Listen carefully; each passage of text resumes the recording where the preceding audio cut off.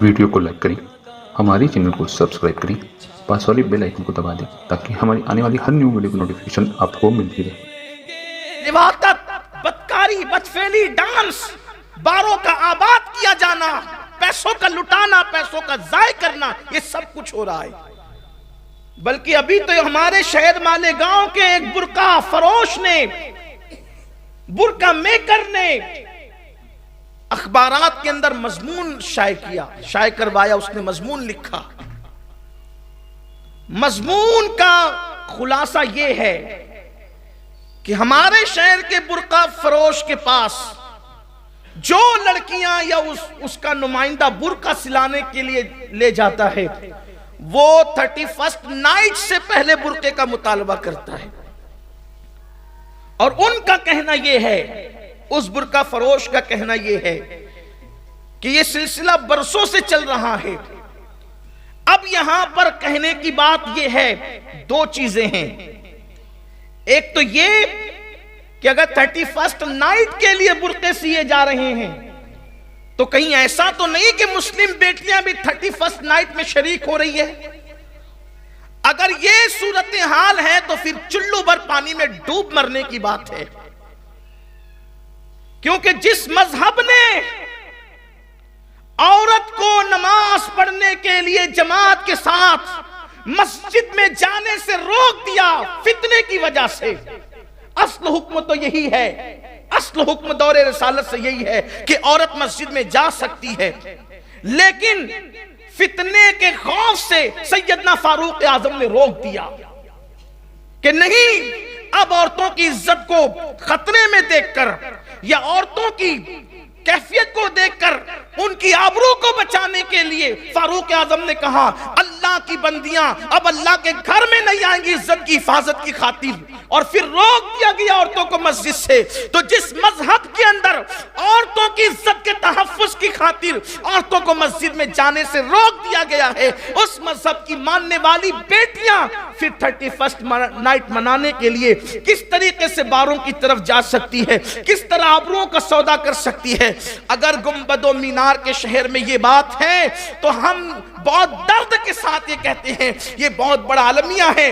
باپ کو، بھائی کو، گھر کے لوگوں کو توجہ کرنا چاہیے کہ ایسا کیوں ہو رہا ہے، لیکن میرا گمان کہتا ہے، میرے دل کی آواز کہتی ہے، میرے ضمیر کی آواز کہتی ہے کہ میرے شہر مالیگاؤں کی بیٹیاں ایسا نہیں کر سکتی۔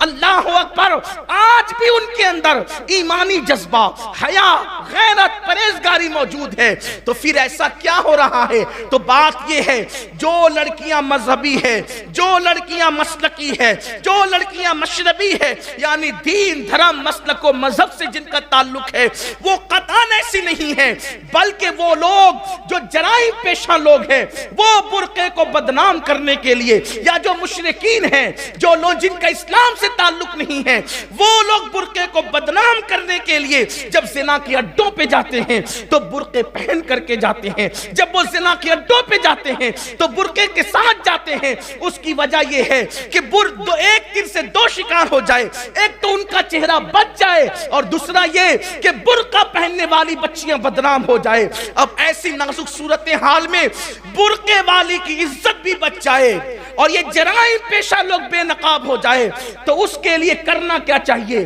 کیا نیک بچیاں برقع چھوڑ دیں؟ کیا نیک بچیاں برقع ترک کر دیں؟ نہیں، برقع ہم ترک نہیں کر سکتے۔ پھر کیا کریں؟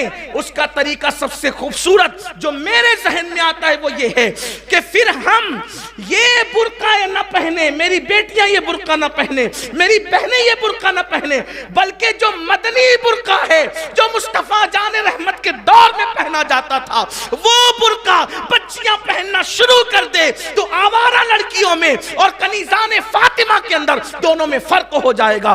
آپ کہیں گے یہ مدنی برقع کون سا ہے، مدینے والے کی تہذیب کے مطابق برقع کون سا ہے؟ تو ام المومنین حضرت عائشہ صدیقہ رضی اللہ تعالیٰ عنہ فرماتی ہے کہ حضور کے دور میں جو برقع پہنا جاتا تھا وہ انتہائی بھدا برقع ہوتا تھا۔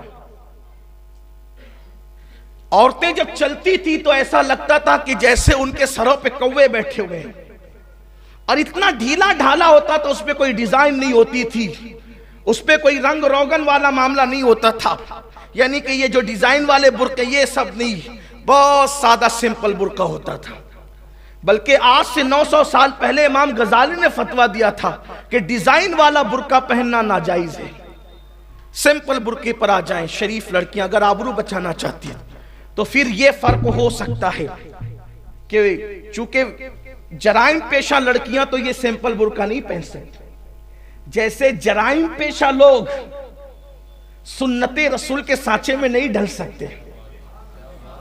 آپ دیکھ لیں جرائم پیشہ لوگ داڑیاں رکھ لیتے ہیں لیکن سنت کے سانچے میں نہیں ڈھل پاتے ہیں، تو اسی لیے پھر فرق ہو جاتا ہے کہ اصل غلام مصطفیٰ کون ہے، جرائم پیشہ لوگ کون ہے۔ تو اسی طریقے سے برقعے میں بھی ایک پہچان بنا لی جائے، برقعے سیمپل ہو، بڑا بھدا کپڑا، یہاں تو قیمتی سے قیمتی کپڑا ہوتا ہے، ایک دم سیمپل کپڑا، عزت ہی بچانا۔ میں کہتا ہوں اگر سیمپل کپڑے میں عزت بچتی ہے تو وہ ڈیزائن والے کروڑ روپے کے برقعے سے بہتر ہے، کیونکہ عزت سے بڑھ کر کوئی چیز نہیں۔ ہم مذمت کرتے ہیں اس کی 31 نائٹ کو جو برقعے کا مس یوز ہو رہا ہے۔ میں پھر کہتا ہوں مسلم بچیاں میری قوم کی اتنی بے باک نہیں ہے، کیونکہ مجھے یقین ہے ان کی آبرو پر اور ان کی حیا پر۔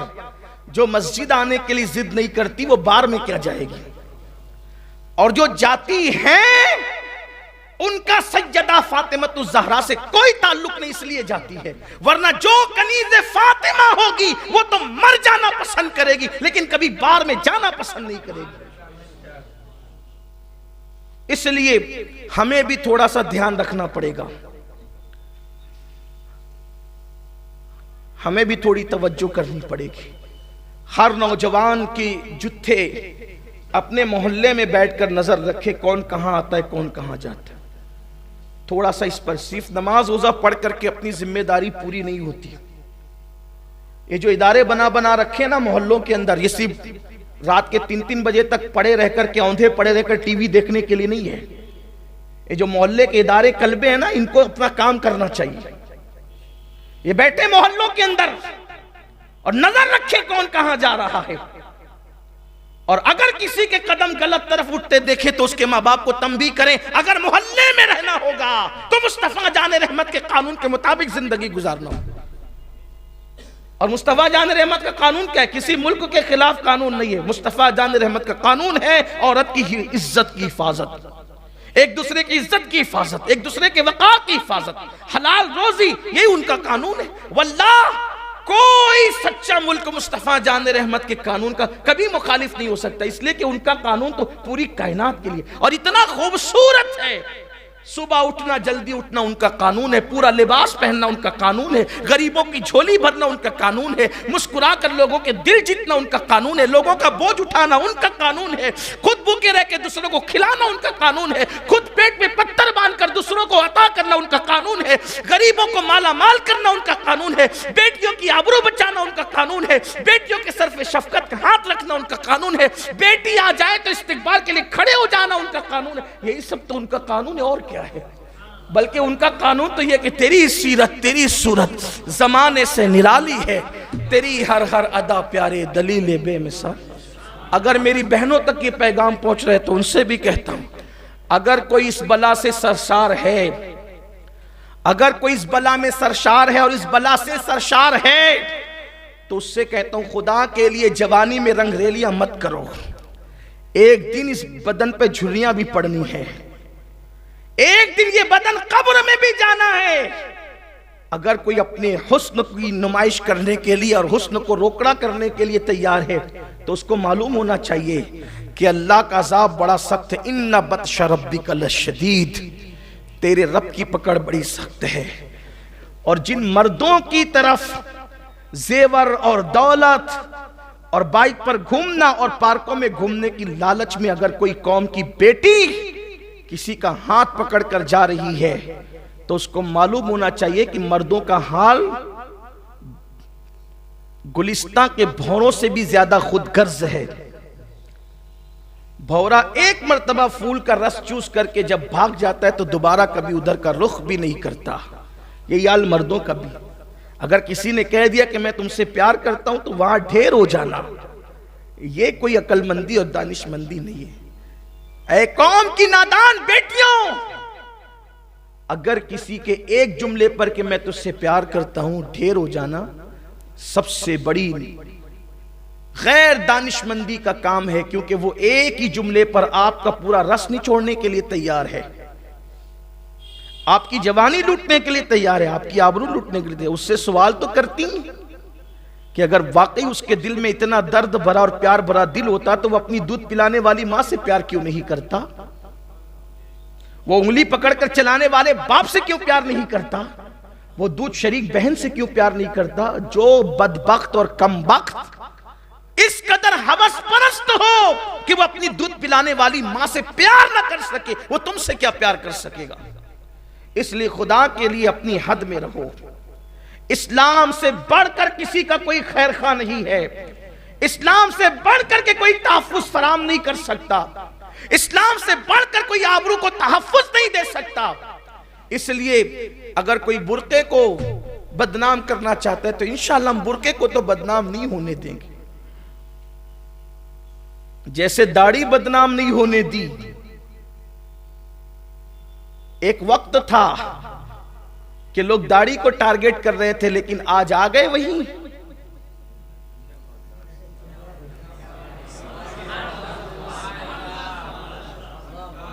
داڑھی کو ٹارگٹ کرنے والوں جب بال سفید ہو جاتے ہیں تو پھر داڑھی کو ٹارگٹ کرنے والوں کو وہی، آخر داڑھی میں کچھ تو ہے کہ مرنے سے پہلے آپ کو داڑھی سوج رہی ہے، داڑھی میں کچھ تو ہے۔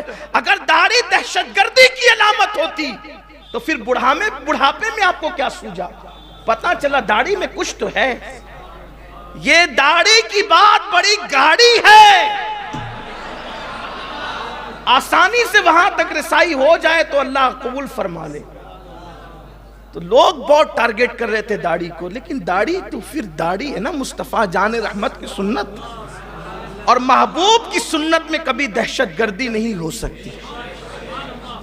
لوگ دیر سے آتے ہیں مگر وہیں آتے ہیں جہاں میرا محبوب ہوتا ہے، جہاں میرے آقا صلی اللہ علیہ وسلم کی سنت ہوتی ہے۔